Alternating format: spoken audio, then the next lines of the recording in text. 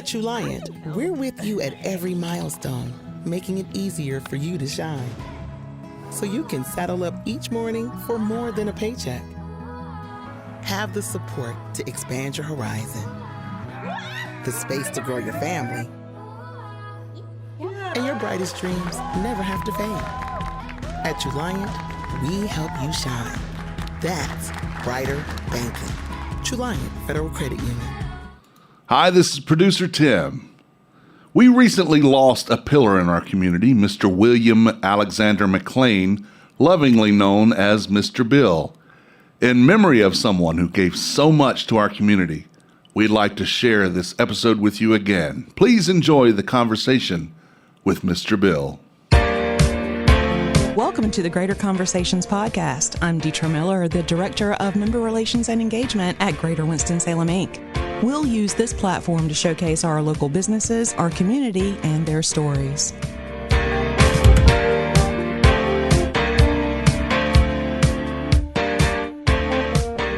Hi, everyone. Welcome back to the show.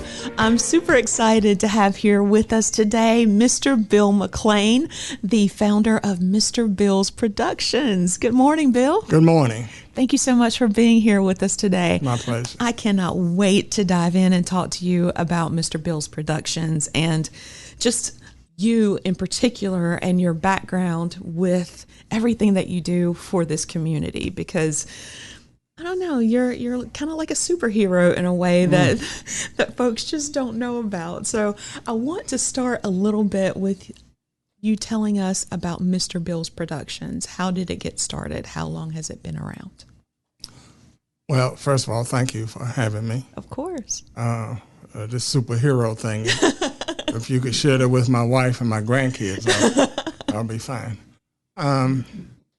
Back when I was 16 years old, a lady named Pensy Yarborough, who was a school teacher, her son and I were great friends.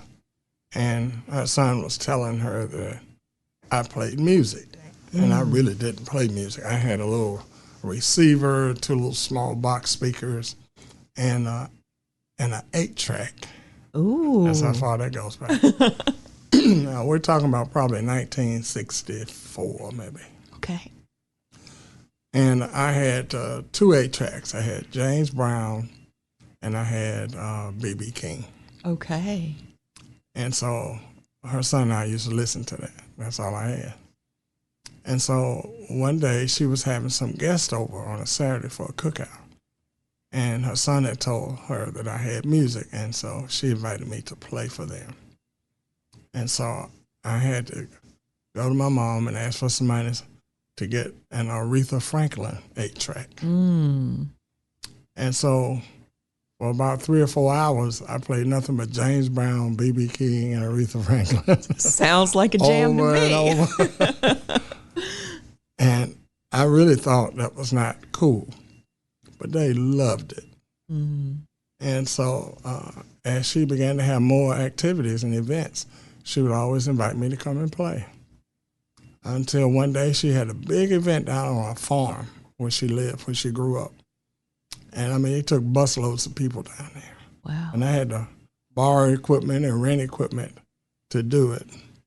And then I became a DJ as a result of that.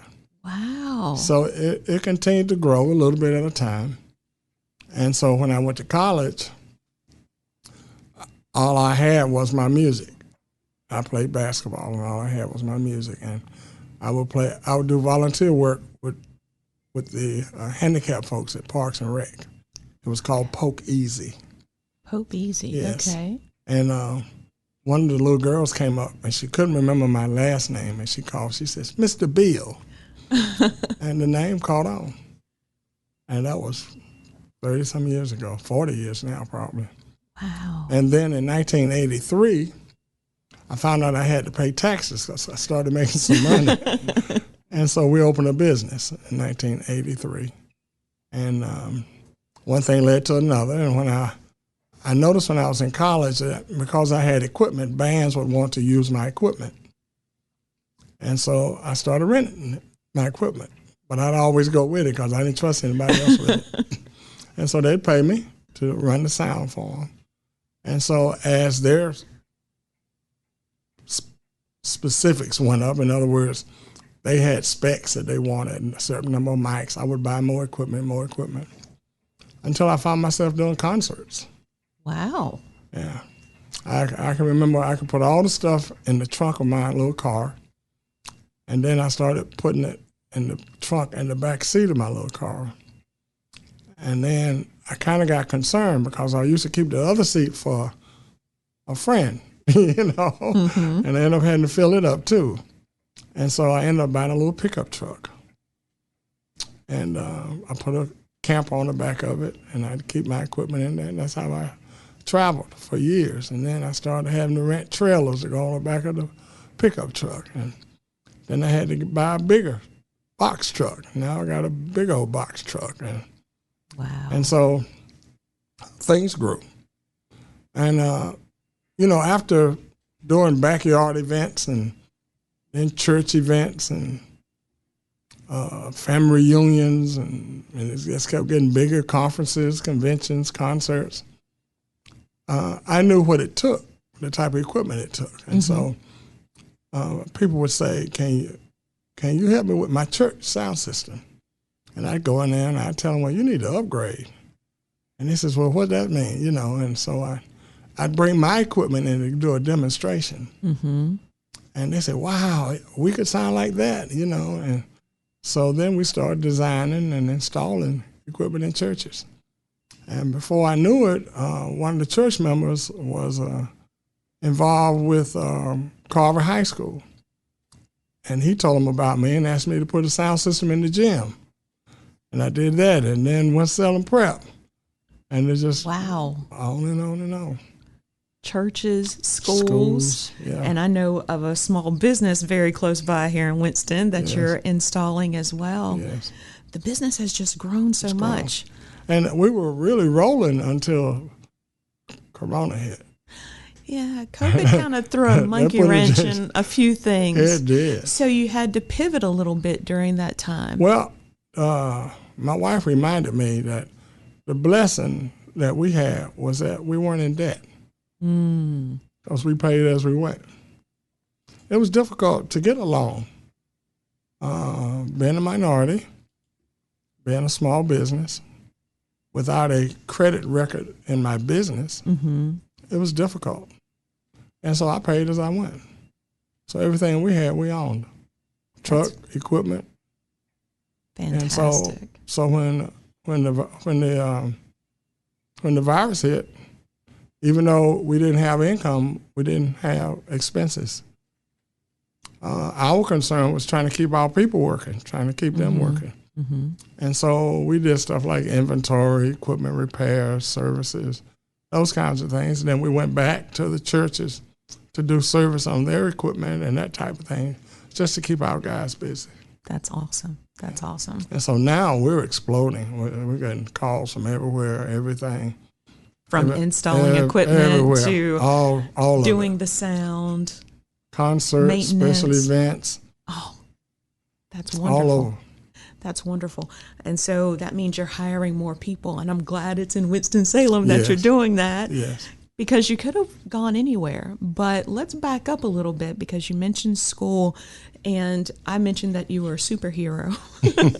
So talk a little bit about your background, where you went to school, and some of the volunteering that you do in the community. Well, let's go back to elementary school. Okay. I was blessed that my folks sent me to St. Benedict's de Moore Catholic School. It was a private school. And my folks worked in R.J. Reynolds. And so I was really kind of out of place. I was probably the only factory worker kid that was in this private school, because this school had doctors and lawyers and school teachers and all professional folks from the black community going to school there. Okay. And here I am, little boy whose parents worked in Reynolds. And so I was fortunate that I got a good background academically. And then I moved to Atkins High School because I wanted to play football. Okay. Bishop McGinnis wanted me to come there to play basketball because that was a great, transition from St. Benedict's to Bishop McGinnis. But they didn't have football. And so I went to Atkins and I played football, basketball, and ran track. And so then after that, I went to, I was always volunteering stuff. My folks always, they volunteered. That's how And they so raised I you. volunteered. And so I take my music to play music for people with disabilities and Oh, that's wonderful. Industries for the Blind and all that type of thing. And believe it or not, I got a lot of business from that. People started hearing about me, and they would ask me to come and do their personal events and those kinds of things. And so things grew from that. And then when I went to college, I was like the campus DJ. And then, Really? Yeah, I was when I was at Greensboro College, and then people from Guilford would come to the events at Greensboro and ask me to come to Guilford and do things. And then Go Quakers. And then High Point University. I went to High Point University. Really? Then Elon. Oh my goodness. I was playing music in all these different places because they heard about things that we were doing in A&T and Bennett. I did a lot of events for Bennett and A&T. And one of my daughters actually went to Bennett. Okay. And so that's kind of a little bit of the history as to how I grew. That's amazing. That's amazing. For anyone that is listening, thinking about starting a business here in Winston-Salem, I love the fact that you made sure that you didn't go into debt. What is some advice that you would give someone thinking about starting a business, looking at their financial picture and making that plan? Well, first of all, I was a business major in college. That helped. I never forget my coach when I went to getting ready for registration for classes and everything. They said I didn't have to go. I said, well, what do you mean I don't have to go? He says, well, they already signed you up. I said, sign me up for what? Nobody talked to me. They says, well, you're a PE major. I said, no, I'm not a PE major. Why I'm going to be a PE major? They said, well, you're an athlete. That's what athletes do, isn't it? I said, no. I said, I want to be a business major. And so I had to go through these long lines. I had to go back and re-register. And so my major was business, and my undergraduate was business administration. And so that's a good foundation. I would think if you want to go into business, you need to learn a little bit about business law and some business concepts before you step out there, because there's a lot of people who have skills in certain areas, but they don't have fundamental knowledge of how to establish a business or how to manage one. Yeah. And so accounting, of course, is the language of business, and you need to have some background in those areas. Yeah. It's great that we have so many resources that are coming up in Winston-Salem to help small business owners to be successful. There's so many resources at Forsyth Tech, and we have the incubators that are around the city. One thing that I'm proud of, I have to mention that you are the co-chair of Greater Winston-Salem's Minority Enterprise Grant Program. Talk a little bit about how that has blossomed over the past couple of years. Well, first of all, we had a champion, and that's important to have a champion, someone of means, someone of influence. And our champion was Don Flo. And he talked about trying to help some of these small businesses because of the pandemic. And so we sat down and mapped out a little strategy and put together a committee. And Brenda Diggs was a really strong person to have involved in this. And there were several others, Alan Caldwell, who sat down and we mapped out a strategy and got the committee to come together and to come up with some policies and some procedures as to how we would select some folks to give some money away. And our champion said that he would help raise the money if we helped find the people.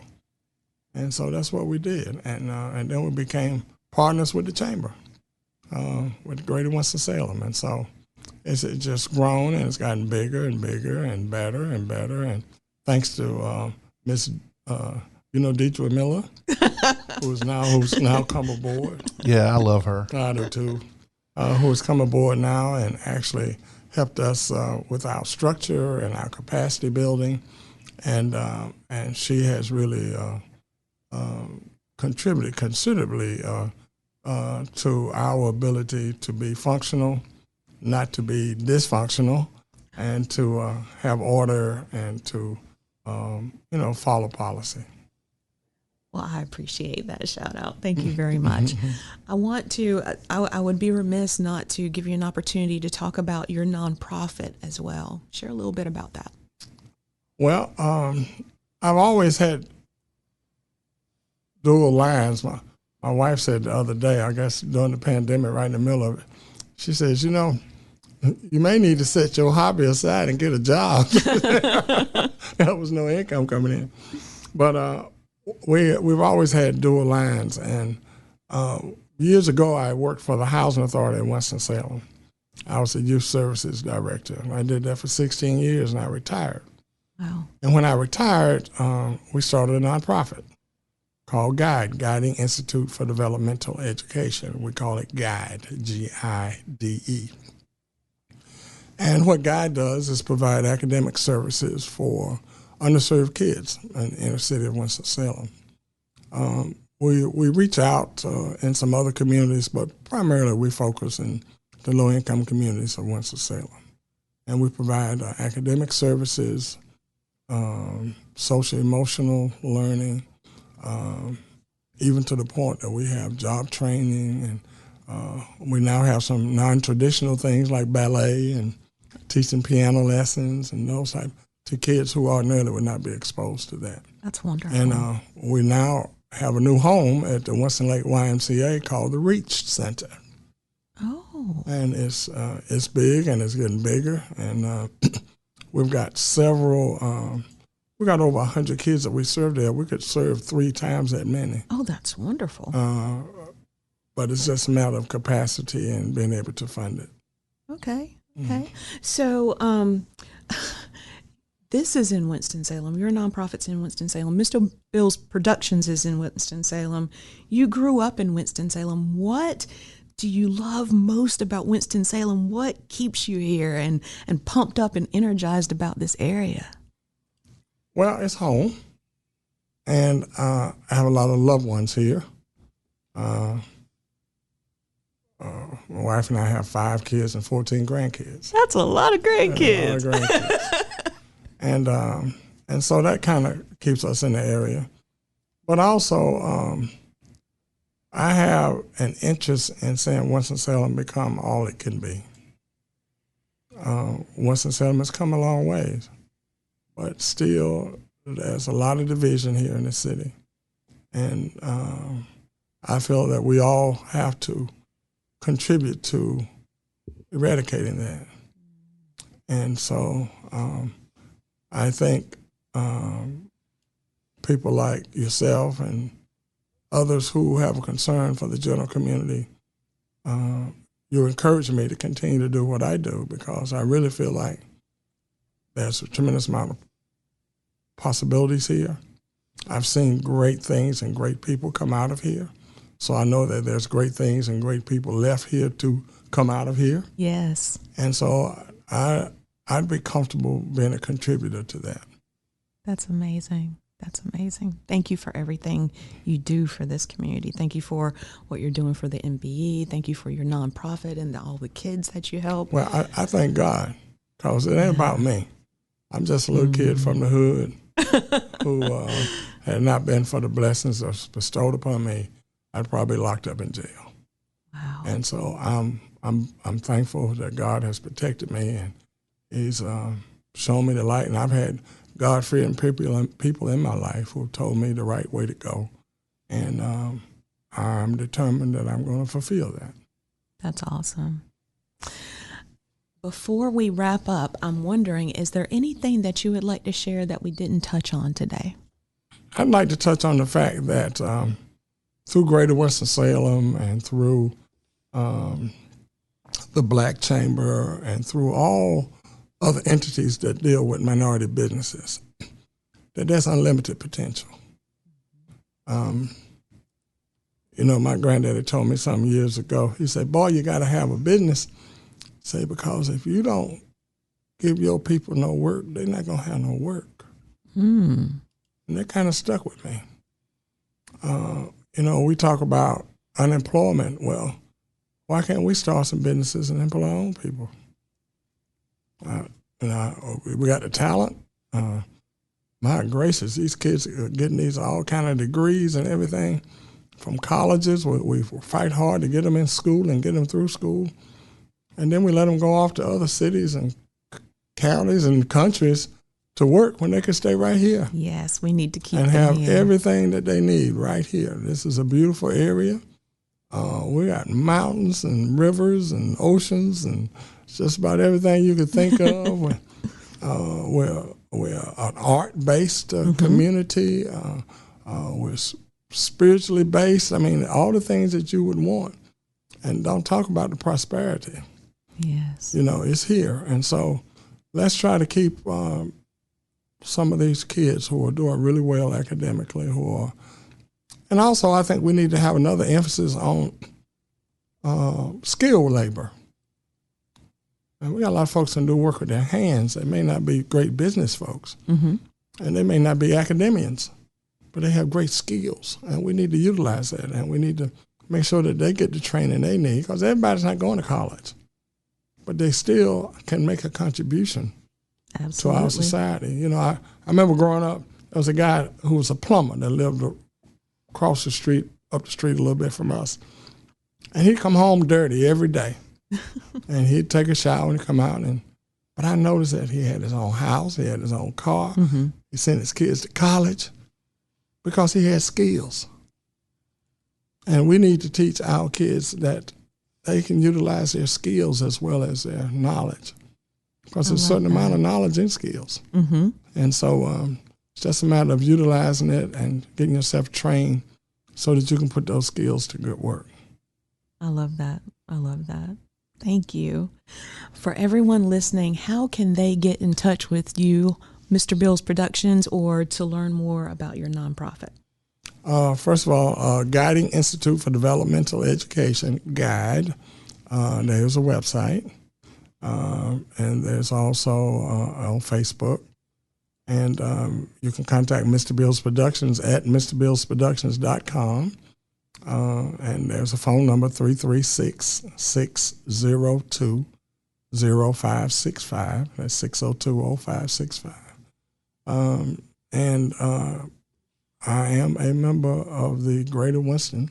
Yes. So if we need to contact me through Miss Deidre Miller, I'm sure she'll let you know how to get in touch with me. I'll be happy to do that. So we are available to you. Perfect. Bill, thank you so much for taking the time to be here today. I really enjoyed talking with you. For everyone listening, thanks again, and until next time. We know you enjoyed this podcast today, so join us for the next episode of Greater Conversations. By the way, you can follow us on social media. We're on Facebook, Instagram, Twitter, and LinkedIn. Be sure to smash that subscribe button. Also, be sure to visit our website at winstonsalem.com.